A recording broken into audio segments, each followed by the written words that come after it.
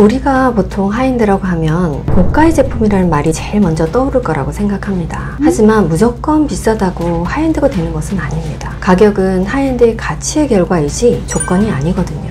어느 날 어떤 브랜드의 오픈런 뉴스를 보면서 왜 이렇게 많은 사람들이 이런 하이엔드 브랜드에 열광을 하는 걸까? 이유가 사실 좀 문득 궁금해졌고 그 질문이 사실 이 책의 출발점이었습니다.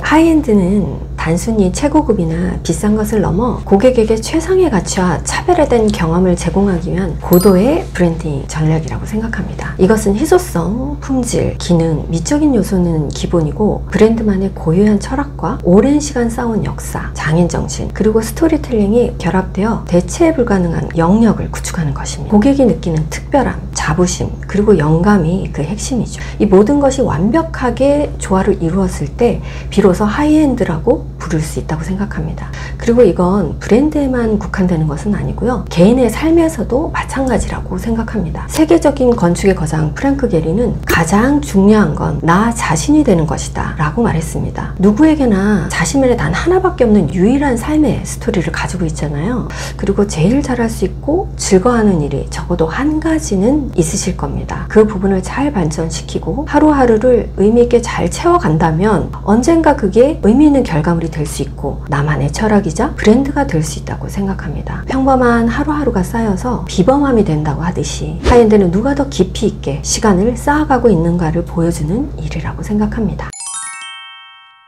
우리가 보통 하이엔드라고 하면 고가의 제품이라는 말이 제일 먼저 떠오를 거라고 생각합니다. 하지만 무조건 비싸다고 하이엔드가 되는 것은 아닙니다. 가격은 하이엔드의 가치의 결과이지 조건이 아니거든요. 진짜 하이엔드라면 세 가지를 갖춰야 된다고 생각합니다. 첫 번째는 타임리스 밸류입니다. 시간이 지나도 변치 않은 본질적인 가치와 품질을 갖춰야 하는 것이죠.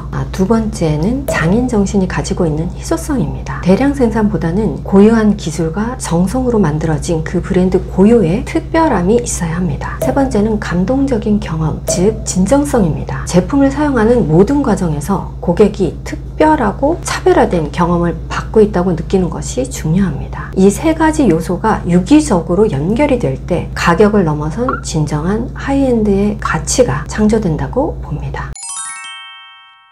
그래서 하이엔드를 단순히 가격적인 측면으로만 볼 수는 없습니다. 싸다, 비싸다, 이건 사실 굉장히 상대적인 개념인 거잖아요. 같은 가격이라도 사람마다 상황과 가치관에 따라서는 다르게 느낄 수가 있습니다. 물론 하이엔드 제품이나 서비스에는 고품질, 희소성, 그리고 장인의 기술, 최상급 재료 등이 녹아있기 때문에 자연스럽게 높은 비용이 수반될 수밖에 없습니다. 예를 들어 우리나라 명인이 만든 간장도 하이엔드라고 말할 수 있는데요. 간장 명인이 수십 년간 이어온 레시피, 그리고 대를 이어 만드는 비법, 특정 기후와 지역의 이런 땅이 길러낸 특별한 재료 등에는 깊은 철학과 역사가 담겨져 있습니다. 대량 생산이 아닌 장인의 손길로 하나하나 정성스럽게 발효하고 또 숙성하는 이런 과정 자체가 굉장히 중요한 요소가 될 수 있습니다. 또 어떤 재료를 어떻게 사용하는지, 어떤 방식으로 숙성시키는지, 또 계절의 변화, 온도, 습도에 따라 맛이 달라지고 특별해지잖아요. 이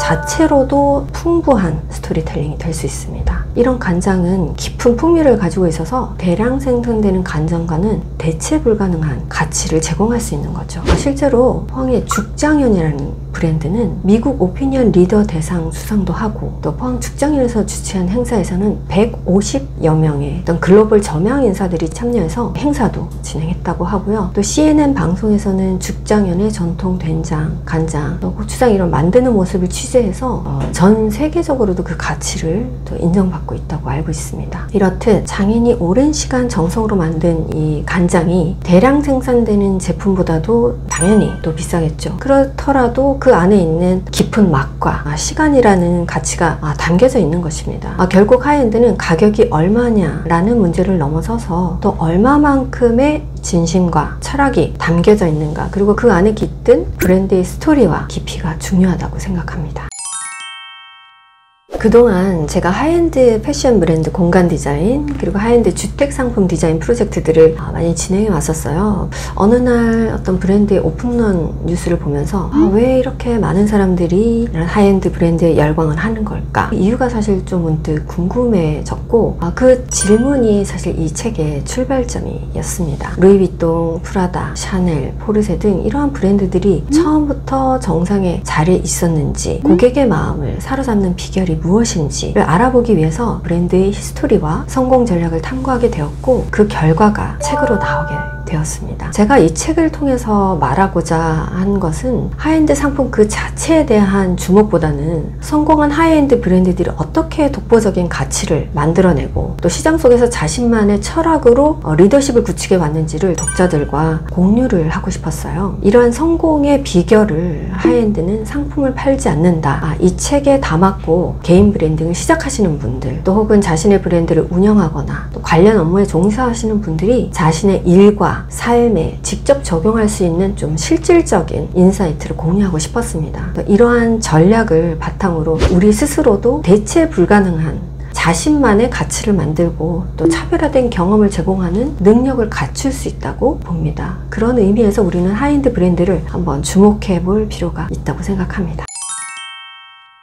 성공하는 브랜드들은 단순히 판매율과 수익률을 넘어서 고객의 마음속에 자리 잡는 브랜드가 되는 것이 가장 중요한 점이라고 생각합니다. 하이엔드 뿐만이 아니라 대부분의 브랜드에 해당된다고 생각하는데요. 예를 들어 브랜드가 새로운 시도를 해서 실패를 하는 가장 큰 이유는 바로 고객의 눈높이를 읽지 못하거나 혹은 또 진정성을 잃어버리는 경우라고 생각합니다. 겉모습만 화려하게 포장하거나 단순히 비싼 재료만을 사용한다고 해서 하이엔드가 되는 것은 아닙니다. 브랜드가 가진 본질적인 가치를 지키지 못하고 또 일관성이 없는 메시지를 전달하거나 고객에게 약속된 특별한 경험을 제공하지 못할 때 하이엔드는 그저 비싼 상품으로 전락하면서 실패의 길로 들어서게 됩니다.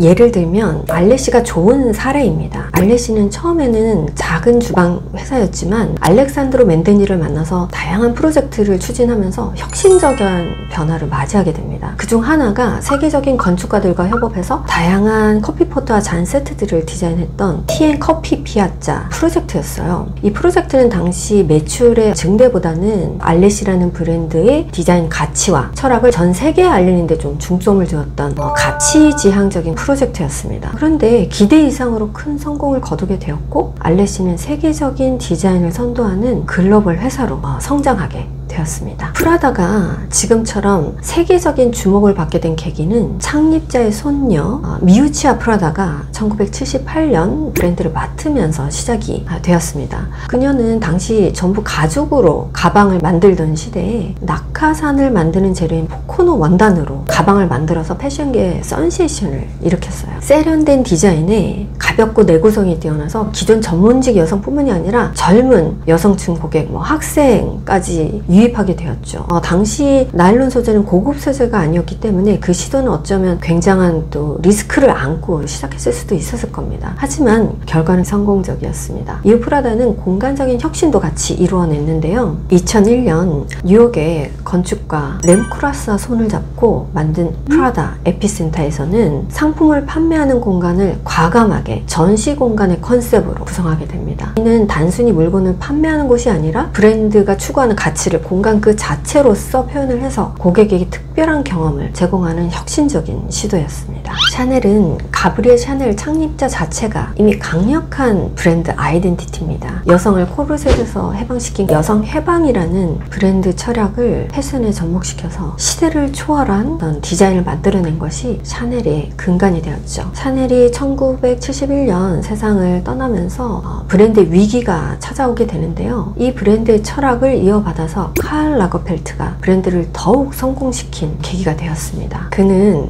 우주선, 인공폭포, 인공바다 등 상상력을 뛰어넘는 패션쇼 컨셉으로 매 시즌 전 세계의 주목을 끌어왔습니다. 또한 피터 마리노가 샤넬 브랜드의 공간을 맡으면서 세계적인 예술 작품들을 매장에 설치했고요. 특히 그 샤넬의 상징적인 진주 목걸이를 형성한 듯한 장 미셸 오토니엘의 유리구슬 작품은 공간과 완벽하게 조화를 이루고 융합이 되어서 샤넬 매장을 판매 공간을 넘어서서 예술 작품을 감상하는 듯한 공간으로 승화시켰습니다. 샤넬은 이처럼 창립자의 철학을 계승하면서도 혁신적인 방식으로 브랜드의 매력을 끊임없이 재해석하고 성장시켰습니다. 결국 성공하는 하이엔드는 이렇게 새로운 시도들을 통해 고객의 라이프 스타일에 영감을 주고 그들의 가치관과 연결이 되면서 고객의 마음을 사로잡는 브랜드입니다. 그리고 이러한 감동은 자연스럽게 지속적인 사랑과 충동도로 이어지면서 브랜드의 가치를 더욱 높이게 되는 것이죠. 결국 고객의 마음을 움직이는 힘, 이것이 하이엔드를 성공으로 이끌었다고 생각합니다.